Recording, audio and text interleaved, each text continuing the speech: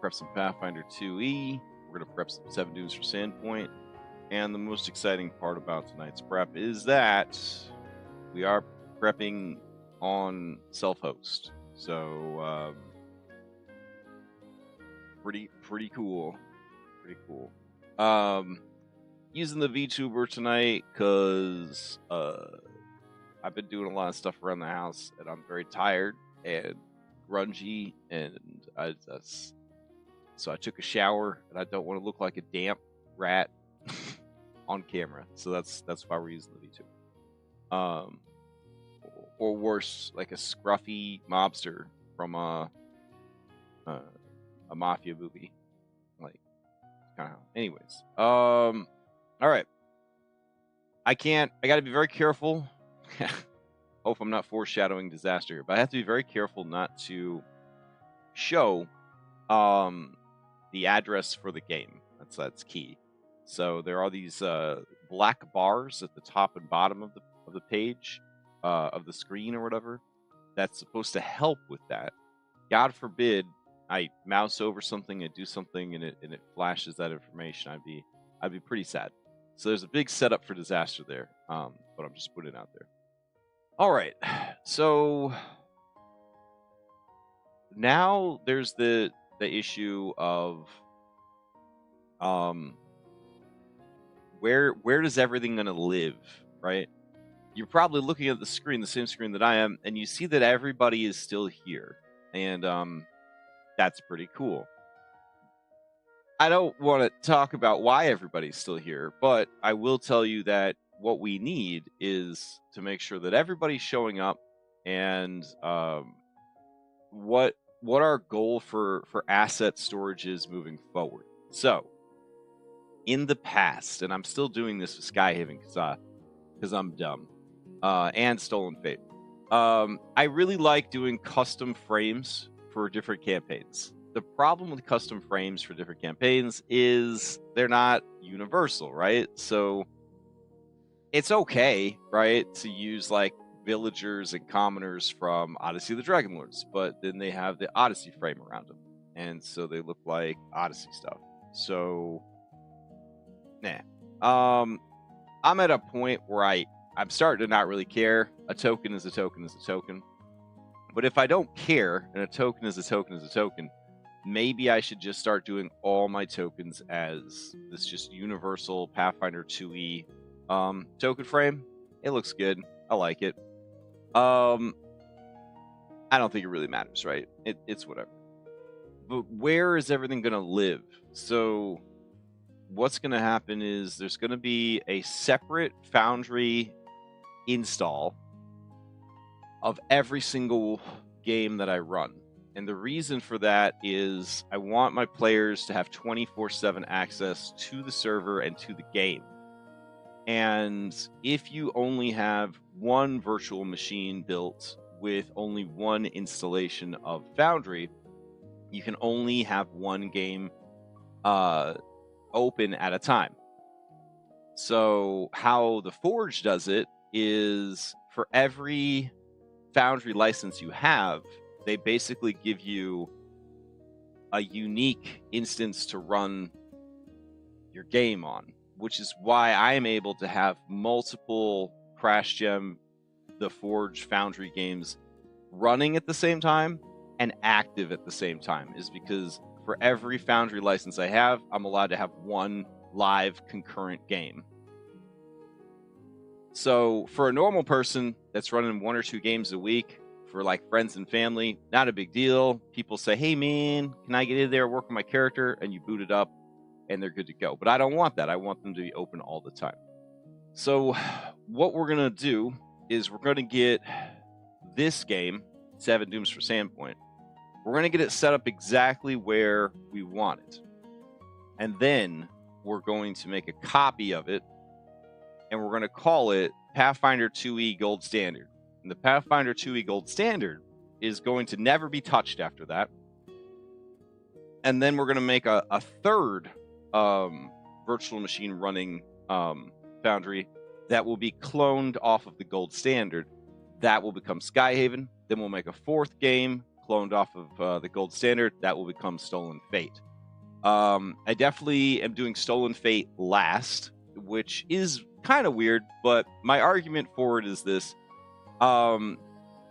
Mondays don't seem to have as many connection issues, speed issues, and other weird hosting issues as Thursday. Thursday is really bad. Tuesday is really bad. So the reason I did Tuesday is we've almost had to cancel the game a couple times of how bad the hosting was on Tuesdays. On Thursdays, it's bad, but it's like playable. And on Monday, it's, in my opinion, not much of an issue at all. So that's the order of operations there. Also, this game is going to go for a while. Skyhaven's going to go for a long time. And then Stolen Fate will probably go for a while, but it will be the first of those 3 games to end. I don't know. So anyways, that's the operation order. Now, where the fuck are we going to store all the assets if they are existing in 3 different machines, right? Where are we going to store the assets so that they're shared between all of them? So I'm going to have to create an area on my server, my self-host server, where I store all the Foundry assets, and then I pull from that location for all of my different Foundry games. Because the idea is to have like one central database that all the games are pulling from, so that we don't have like segregation of assets between games. So similar to what we get through the Forge, right? The Forge lets you have a central location where you can access everything, but then you can also have concurrent live games. It's very, very nice. In no way am I like, damn, I wasted 5 years of my life. The Forge VTT has been amazing, and I think that it is an amazing product for anybody that doesn't want to fuck around with this nonsense of getting your own thing set up. That said, now that I have it set up, my intention is to never run updates. I'm not going to update the Pathfinder system. I'm not going to update the mods. We're not going to touch anything. We're just going to play it till the campaign is over. Sort of like a modded playthrough of Skyrim or Fallout, something like that. You get the perfect mod load on the current version of the game. You freeze updates. You don't touch anything. And then you just play through. And it doesn't matter if a cool new mod comes out. You ignore it because you can't risk destroying that ecosystem you've created. So, some campaigns are going to be 1, 2, 3 years long. Are you saying in 1, 2, or 3 years you're never going to run updates? So my new practice is going to be every December. We're just not going to we're not going to play games in December. So December 1st through December 31st, we're just not going to play any games. And then during that time, I will consider updating my Foundry shit if there is time. In the busiest month of the year with the holiday season, if I'm like, yeah, I got time, then I will worry about updates. But other than that, 11 months each year, we're not going to run any updates. We're not going to change out any mods. We're not going to adjust anything. It's going to be frozen in time. And that's the promise of that. It makes my heart beat faster. It makes tears kind of well up in my eyes. Like that would be so nice to not have to run any more updates. So anyways, let's look at some stuff. Why is Test Dummy broken? Good question. All right, so Test Dummy, where is your character art? All right, it looks like your character art is nowhere. All right, so we've got user data, and I don't see it. I don't see it anywhere. Okay. All right. Oh, I see the problem. It's coming from Discord. So I haven't actually set up the database where I'm gonna like store all of my stuff yet. So he was just kind of getting it. Well, he was getting a bad deal essentially. So hold on. Let's see. All right. Test dummy is already on local computer. Cool. So what we can do here is currently we just have assets and worlds. This is all going to be a part of this particular install, but I don't mind having it in here. So, all right, we're gonna go to assets, and I'm gonna go ahead and do actors. Yeah, we won't do capital letters. We'll do actors. Okay, and then within actors, I'm gonna do folder, and we're gonna do constructs. All right, and then inside constructs, go ahead and grab. Let's see. Where is he? Test dummy. All right. Select. Then we'll go here. Update. All right. And then we'll drag test dummy back out. Okay, so we fixed that. So things I still have to do. I have to build a place where I can universally store everything that I need in what I hope is a simple archival directory that I won't screw up. We'll see. I also need to get all of my mods working in a manner that I find functional. So that's going to be another thing that we have to worry about. So let me work on that real quick. So I'm going to go and open up in another window my notes on self-hosting. And I'm going to go to my mod audit list. All right. So in my mod audit list, I am going through all of my mods and I'm figuring out what they are, what they do, whether or not I still need them, what the settings should be, that kind of shit. So I've got my settings here and I got my mod list here. We are currently at 194 active mods. Some of them have been deactivated because I'm not 100% sold on how they work. So I'm gonna go back through to those. That includes like the things that cover Pathfinder cover and visibility.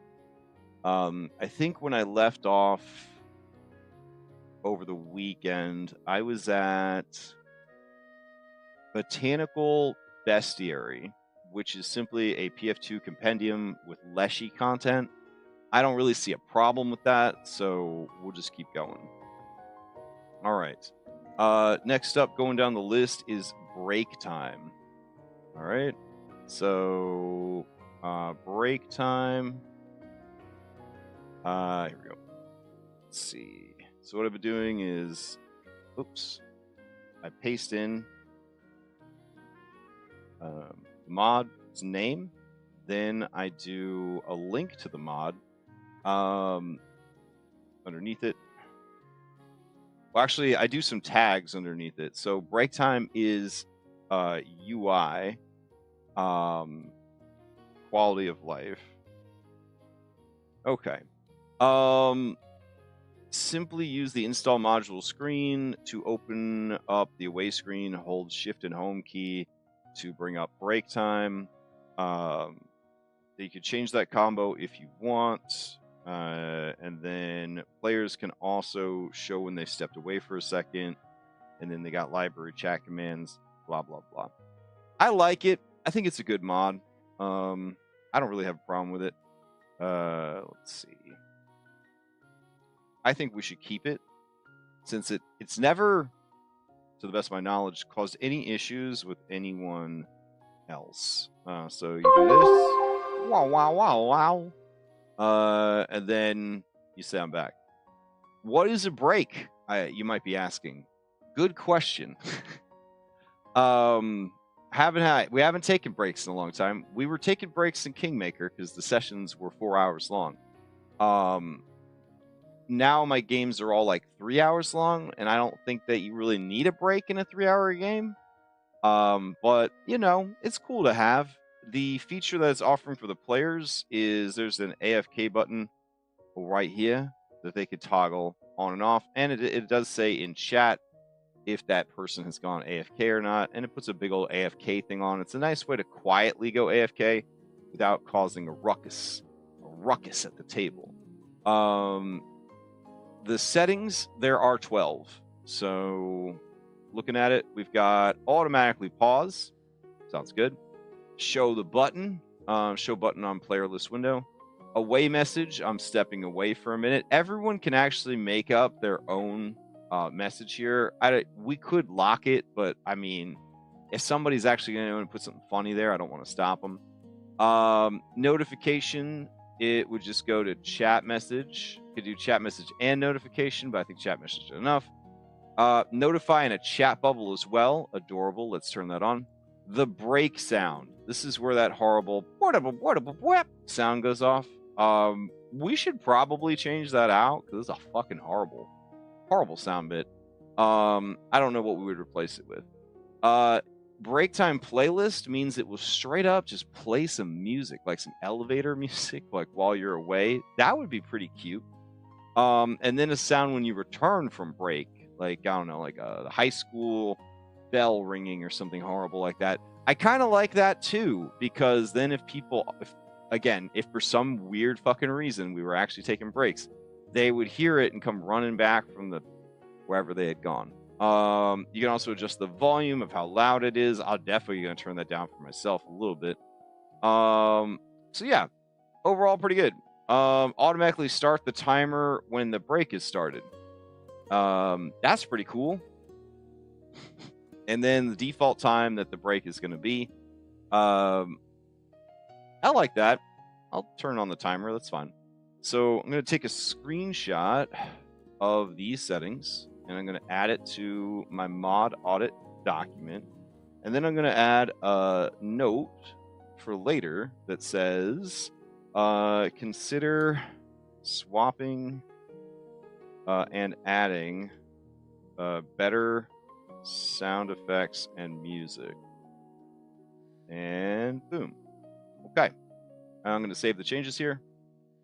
And it didn't make me start all over again, which is great. So then I'm going to go ahead and configure the settings, and we're going to move on to the next one. And this is unfortunately what we have to do 220 fucking times to make sure that all of the mods that we're actually using, and the settings are actually correct. Because just like getting ready for a new modded playthrough of Skyrim or Fallout or Baldur's Gate 3, you got to make sure that everything is just right, and then you got to freeze it and lock it and never touch it again. So before we go cloning this shit 3 or more times, we do want to make sure that it's good.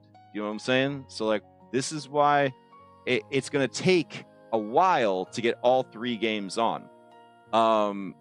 7 Dooms is a very simple campaign. It's lower level than my other games. It's there's less custom systems, there's less subsystems, there's less NPCs, there's less story. It's the perfect one to use as the guinea pig for self-hosting. As things go wrong, as settings are adjusted, then we make those adjustments. Once we've worked through the mod audit, which we are, again, only in the second letter of the alphabet, but once we get through this, even if we finished it miraculously in the next week or so, I do want to give it like 3 weeks of play before I actually commit to cloning and then bringing the other games over. All right. So the next one is Broderick's Compendium of Plants and Fungi Across the Realm. All right, that's a mouthful. All right, so that's right here. And this is a compendium. let's see. Compendium. Now, this compendium has a lot of potential because it adds 600 plants with automation. It adds 12 biome tables, and it also automates a loot actor containing found plants, which is really, really great. It's very, very cool. I haven't used it yet. My intention was to use this in Kingmaker, which we ended up not needing. So yeah, I think it's great. I think it's really cool. But I also haven't even tucked into it. So the question is, how do we use it now? And then what are the future things that they're talking about? So it says right here what is to come, PF2E support, but when I downloaded it, it said it was ready for PF2E. I think that would mean if we go over to the compendium section, we would look for Broderick's mushroom shit. Let's see. J, E. We got B for bestiary. I'm not seeing it there. All right, maybe he got a folder. Harvest compendium is empty. We'll go ahead and get rid of that. All right, Galarian Unleashed. It's got stuff in there.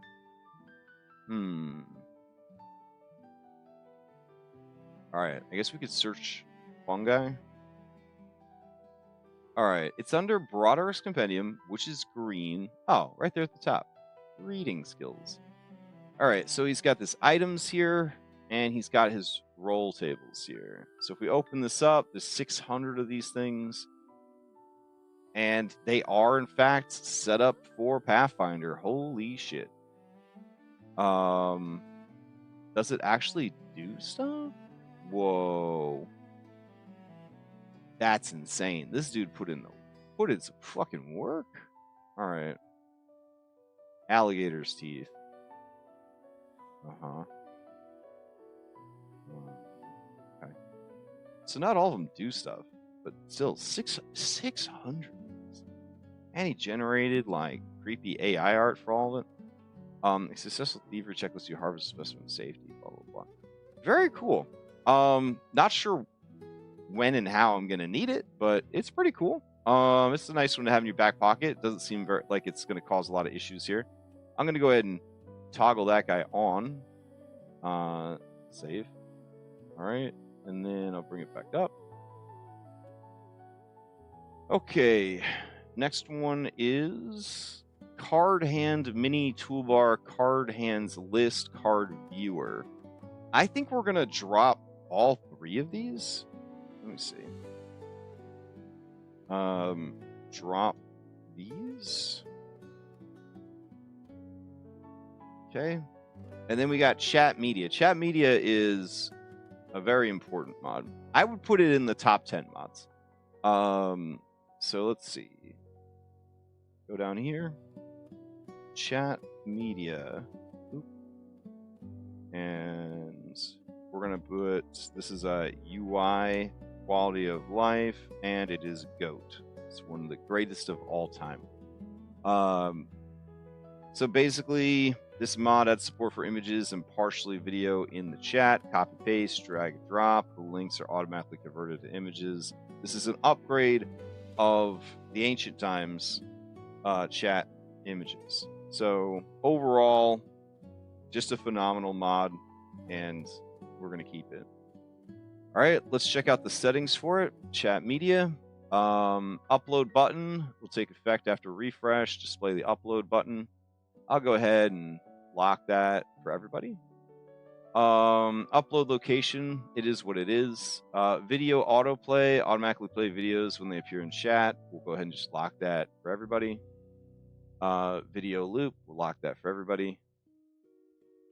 Video muted, I'll leave that up to everybody else. And video controls, show video player controls. I think it's fine without those on. All right. We shouldn't be putting a lot of videos in the chat. We usually just put images. I don't think people know that they can put videos in the chat, and I hope they don't figure it out. So, yeah. All right, save it, and then we'll go back to configure settings. All right, next up is chat message timestamp. All right, so this one I really like, chat message timestamp. But I wouldn't say it's one of the greatest of all times, but it is a UI quality of life. And what it does is it adds a timestamp to the chat. It says when it happened, the date that it happened. This is very useful if you are pinning comments with the other mod that we're going to keep. So yeah, I think it's pretty good. So that's going to be a keep. Let's see if there's any settings we have to do for it. Chat message timestamp, show date on hover. Okay. So that means, when you mouse over it, it looks like that. All right. I don't mind that. So that's what we'll keep the settings as. And I guess I'll lock those settings in for everybody. There we go. Okay.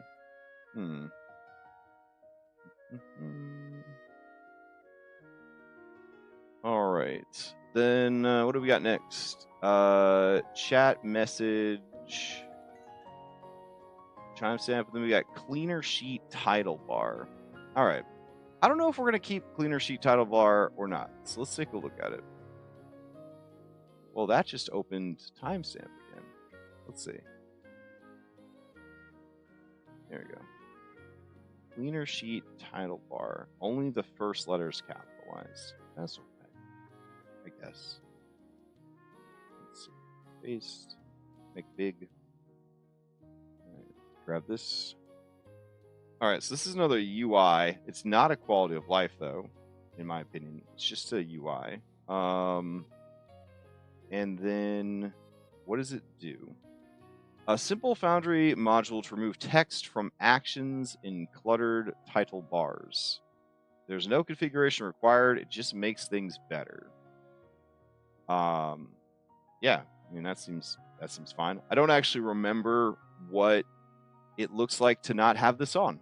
I'm just gonna assume that it looks better like this. I mean, we could turn it off, restart the whole world, take a look at it, but I'm just going to go on blind faith that it's been doing useful stuff. And it says that there's no settings for it, so we could just move on. Hey, you liar. Compact nav bars. If enabled, nav bars are compacted on token config sheet. We're going to leave that off because it's always been off, and I don't know what would happen if we turned it on. It's probably made for 5e sheets and not for Pathfinder sheets. So, yeah. All right. Next up is Color Picker. So I think Color Picker is a mod used by other mods. So let's go ahead and put that in. Color Picker. This is another. I think this is going to be a support for other mods, so I'll label it as support. It's a customizable color picker with a built-in opacity alpha slider for use as a library in Foundry VTT. Okay, so we'll put support library. There we go. Post that in. Grab this. And generally a good sign that something is a support mod or a library mod is if there are no settings for it, which this has none. All right, so next up is complete card management. So we're gonna drop that one. Complete card management. So the reason we had all these card mods was to try to replace the hero cards, the critical fumble cards, and the critical hit cards that we lost at the beginning of Foundry 13. But since those got added back in, we really don't need to have, I think it's four fucking mods to help us run cards. So I think this is one, but we have to be careful because Stolen Fate, you know, they use the Fanspo Harrow cards and the Harrow deck and all that, so we might still need it. I'll have to double check. So I'm going to put a note there. I'm going to put a question mark, drop this, and then we'll leave a note for future us. Look into which mods control Fanspo Harrow deck before removing these mods. All right. Cool. Okay, next up is Critical Message. All right, so Critical Message says it was last approved for 12, but I do know that it's working. The problem is I would have to roll a ton of attacks until I succeeded or failed on them, which I can do. It could be 1 roll, it could be 100 rolls. Let's see, is there a faster way to... There we go. 2, 3. Hey, look, we already did it. My first roll was a nat 1. I'm so proud of myself. Okay, so it is working. It's grabbing the pictures, it's grabbing the words. I would say everything's working as intended. That's great to see. I think it's a really cute mod. I don't know. It doesn't really do much, but it is pretty cute. So let's go to Critical Message. All right. Critical Message. And this is a UI, and we'll call it fun. And then we'll put that in. It's definitely not a quality of life improvement. All right, crit message.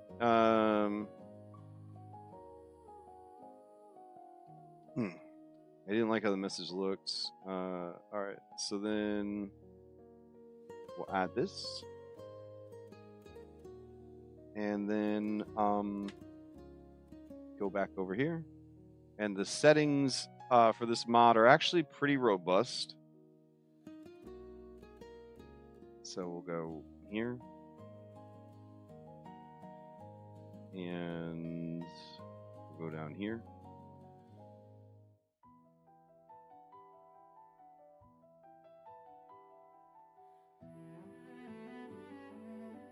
Okay, so it says that there's an image folder where it's getting everything from, but looking, I don't see it. So I don't know where it's pulling these from. So I'm gonna put a note that's like re-hook up image files when possible, and then we'll just keep moving forward and not stress about that. All right, next up is Crunch My Party, which I really do want to use, but I haven't actually put in the time to learn how to use it. All right, so Crunch My Party, essentially, it's like a hero stacking mod. The perfect utility for the game master handling multiple tokens as one party. Easily collapse arbitrary groups of scene tokens into an easy-to-use single party token and vice versa. Manage up to 5 separate parties with up to 25 members each. Which sounds pretty cool. But then there's like this whole tutorial series about getting it to work. And it does seem to be geared towards Dungeons and Dragons. So, yeah. This is going to be, I don't think it's a UI. I don't know what's a game mastery. Quality of life. And then put that in there. And then I'll put, this mod is advanced hero stacking. Oh, it's also paid. So I should put paid on there. Okay.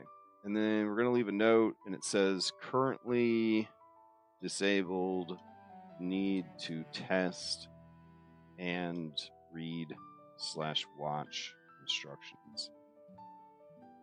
And it's very hard to just set aside 30 minutes for an app that literally all it's doing is saving you the time of left-click dragging and selecting. So it may not make the final cut, and I'm certainly not going to put in the time to do it right now.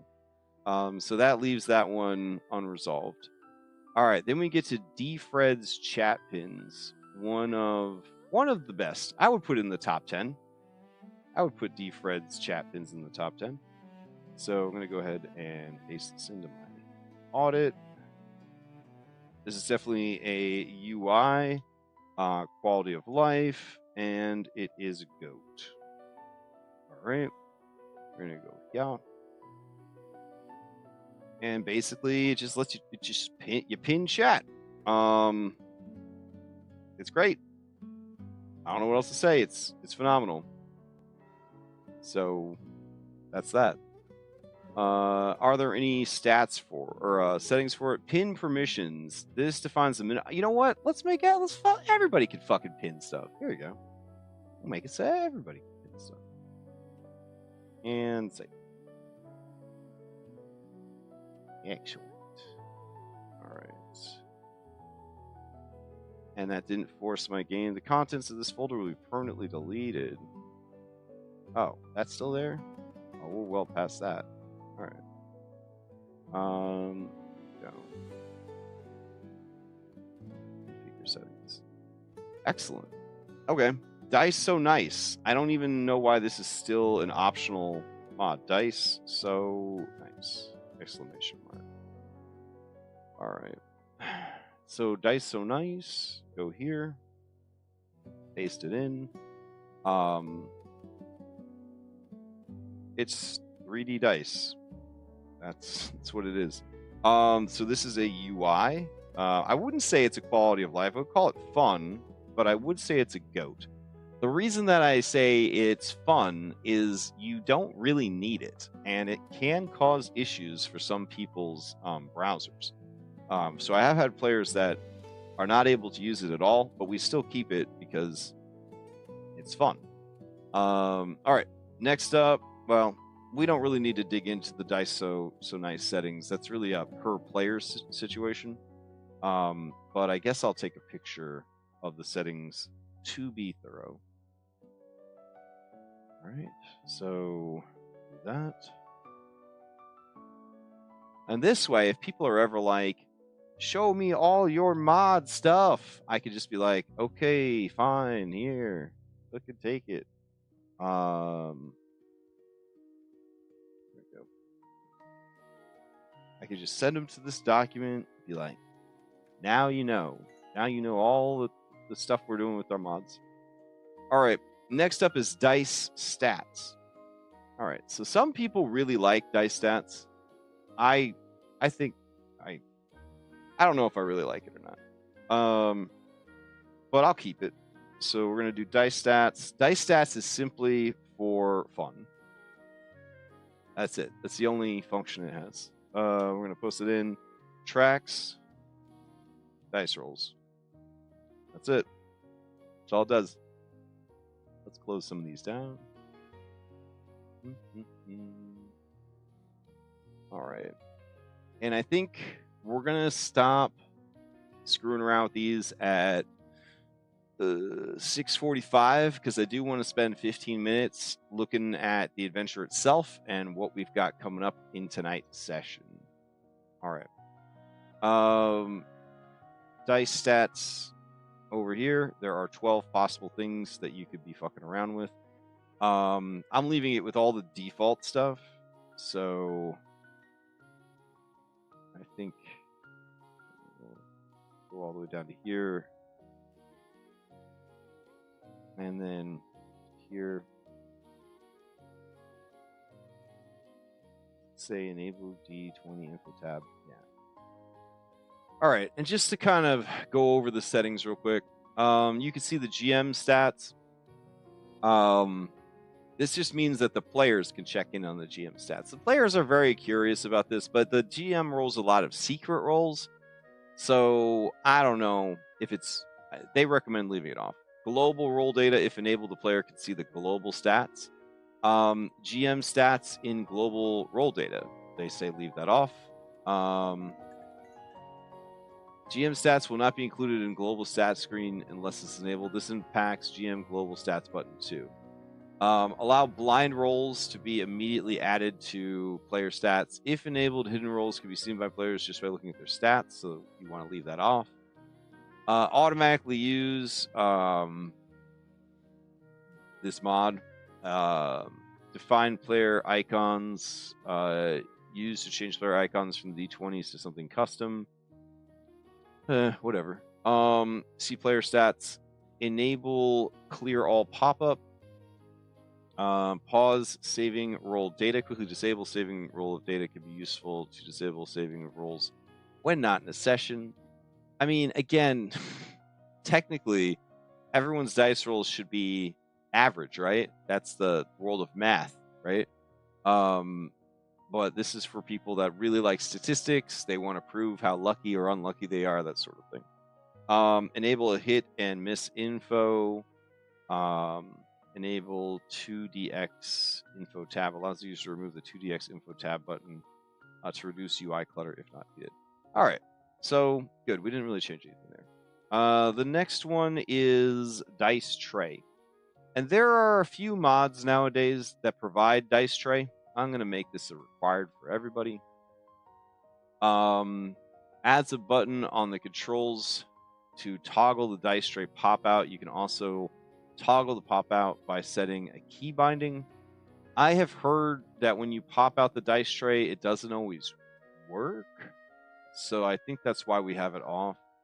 Auto open pop-out opens the Dice Tray pop-out automatically when the page loads.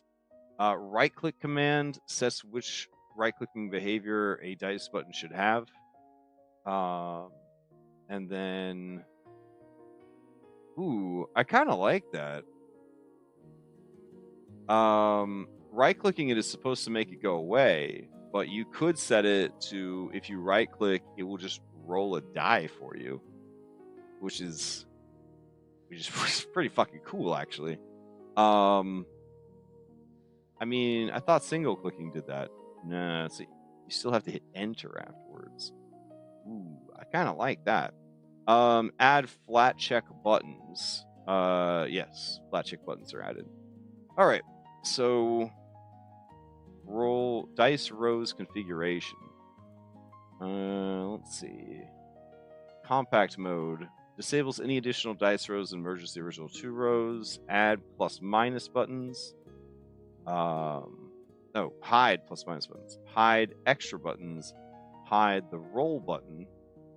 And then you can preview what it looks like. Cool. So do this. And this is under Dice Tray.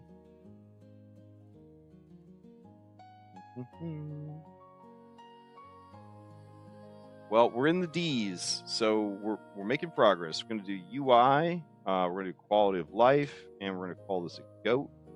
It's one of the best mods we have. And then we'll grab the other settings here. And again, I know that there's other ways to enable a dice tray. A lot of mods have just a dice tray feature built into them. I like this one because it's got flat dice. You have a lot of control over it. You do a lot of different things with it. That's why I like it. So, yeah. And let's see. Dice tray. Open up. Grab this. And this. And this module adds a dice tray. It's good. I will put a note here for dice tray, and it will say test pop-out functionality before sending off to clone. All right. And then we're going to have to stop our mod audit for now because I only have 15 minutes left to prep, and I want to actually get prepped for the session tonight. So we're going to save our work. All right. It looks like I got a player in here. He said nice. So I'm assuming that means things are going pretty good. All right. One of the things... oh, it kept all its macros. Let's see. That is great fucking news. Says the Hurt Goblin Ghoul. All right. Then, let's see. I noticed it even kept my 3D dice settings. All right. So one of the things that we need to change is there's a monster they're fighting that's like a conflagration. I don't know what it's fucking called. It's like a fire guy. And I'm never going to learn, okay? Pathfinder adventures are very well balanced, okay? And I was like, there's 5 of them. I'll just add one more of this lower level monster. Well, this lower level monster has a number of AoEs. And so by increasing the amount of monsters by 1, I have almost TPK'd my party, like 2 rounds into the fight. So the first thing I want to do of the actual prep for the game is I want to go into where is it? 7 Dunes for Sandpoint. It's chapter 1. I want to go down to the Hellstrom Catacombs, and I want to tweak these motherfuckers. Oh no! Shit, I forgot. Okay, I migrated the game over before before we had that encounter. So hold on a second. I have to go open the other version of the game and and just kind of check in on how things are going. Let's see. Whoops. We all make mistakes. All right, inside bonus flip maps, I guess I'm gonna add import over this. The new and exciting scene. All right. Did you make it? Where is it here? Where did it go? Import. Yeah, import over this. Where are you? Are you down at the bottom?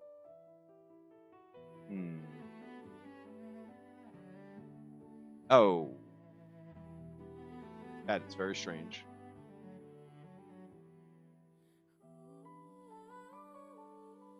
Yeah, like, wait, oh, okay, there it is. Cathedral Courtyard. That's the map? Oh my god. All right. Well, that's fine. Anyways, once we get booted in there, we can come back and fix this up. Dude, this is the map you gave me for this shit? Okay. I think we have a cathedral. Now I'm trying to remember. Did that get imported, or do I have to import that also? I think I have to import that also. All right, so I have a little bit more prep than I thought I did. That's okay. We have 11 minutes. Anything's possible. All right, let's drag this over. Okay. So these are called combusted, and they are pretty busted. The stat block is absolutely stupid. So we're gonna go here, bones and ashes. We're gonna export, and then I sure hope this works. I've never tried this before. We're gonna go over to import over this, and I'm gonna import over it, and we're gonna see what happens.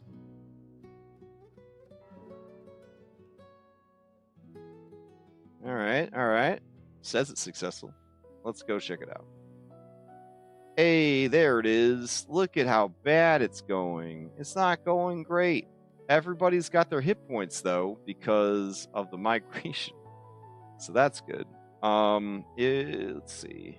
Let me see how beat to shit they actually are. Oof. That's not looking great. That's not great. Okay, so he's at 34 health. With some effects going. Alright. What has he got on him? He's got anti-plague. Alright. So, Grog, you're actually at 34 health. There you go. And then, thanks. Alright. Grog, you're at 47 health, and you are frightened 1, and you are raging, and you have anti-plague. Alright, where are you at, little homie? There you go. 47. Error retrieving his wild card tokens. Say it ain't so. Okay. Regic is at 23 health, and he's benefiting from anti-plague as well, and battle medicine for Korak. Alright, well, let's see. 27 health. That's not great. Okay. Then we got Twilly, who is downed and on fire and frightened 1 and dying 1. That's not great. Alright, so let's see. 0. Alright. And then, let's see. Rock has 1 frightened. Regic has a frightened? Maybe? Yeah. Okay. Looks like everyone is frightened. And Korok is really frightened. Korok is also down. Goddamn, dude. Alright. Korok. Down. Yikes. Okay.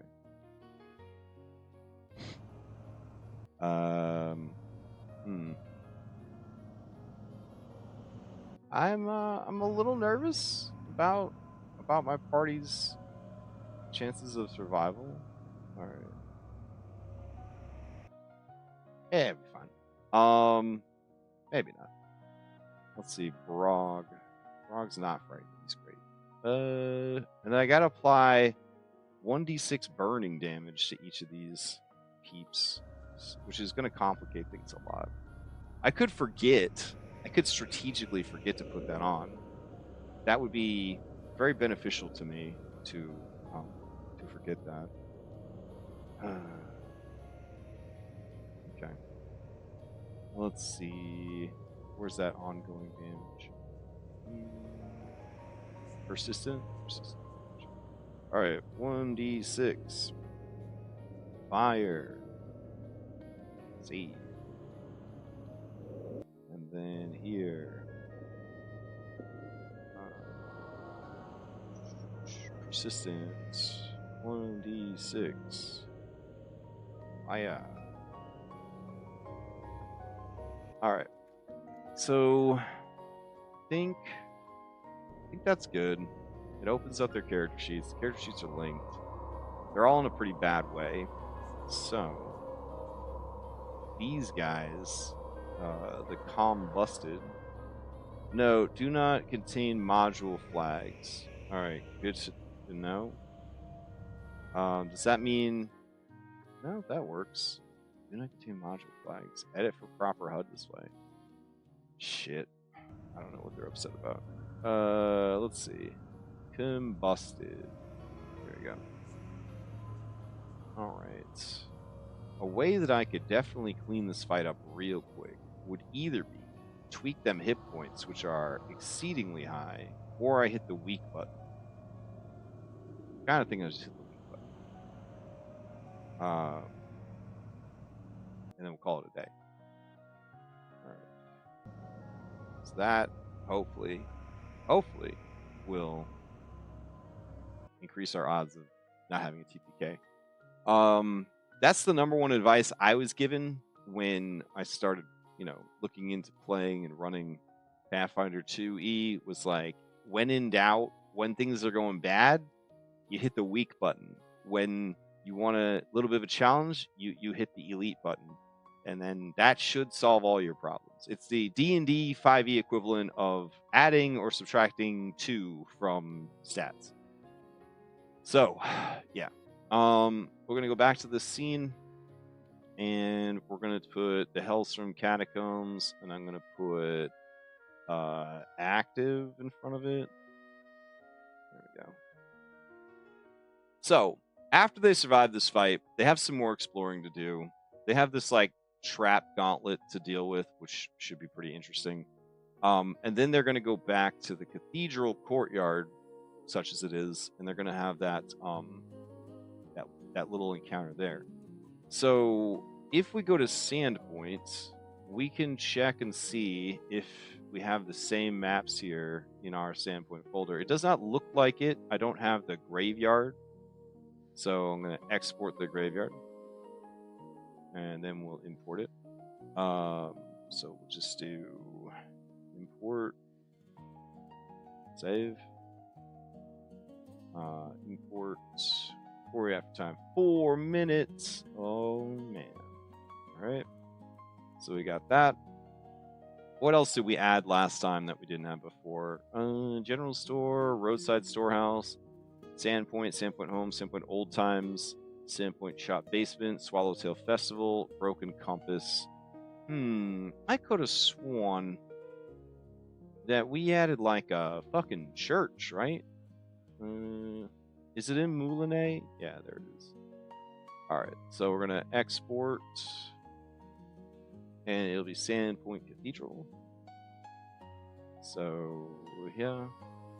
Import. Alright. Import. I could check, actually, before I hit this button, but I'm pretty sure, yeah, there's nothing in the Moulinet folder right now. And I haven't tested to see if Moulinet works on the self-host yet. So we'll have to see. Alright, and then Gothic Cemetery Crypts. So we're going to export that. Going to go over here. Oops. And we're going to do import. And go ahead and do import. And this one. Alright. And I'm going to change the name of this one to be Sandpoint Crypts. Nice. Alright. So since we know that we're going to do the ritual in the cathedral, we should go over to the cathedral map, make sure that it's working. Kind of seems like it is. We should grab the people that we need for this scene, which we'll grab from dashboard. Alright, obviously we would need the party. We would need these two. And we would need an acolyte. We should just grab an acolyte. That's no problem. And then this dude's friend, who I can never remember the name of, we'll have to pick her up on the way. Let's see.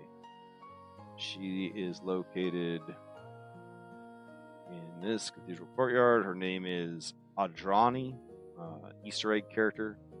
So now we go to Sandpoint Cathedral, and they're coming up out of the crypts back here. So I guess I could do the players there. Get in there, guys. Oh no, is the ghost? I gotta turn the ghost on. Go. Turn on the ghost. The frog.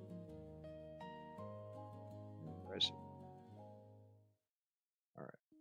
Excellent. And then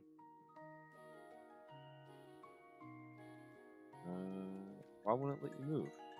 Is there a wall there? How dare they? How fucking dare they? Alright. We just want to get rid of this. Alright. And then a Drawny. There we go. And then Acolytes. But not Lisa, because she's dead. Alright. So, where would we want to have this fucking seance or whatever? I think we said it was going to be in this private cathedral back here. So alright. I'll have an acolyte hanging out here. And good.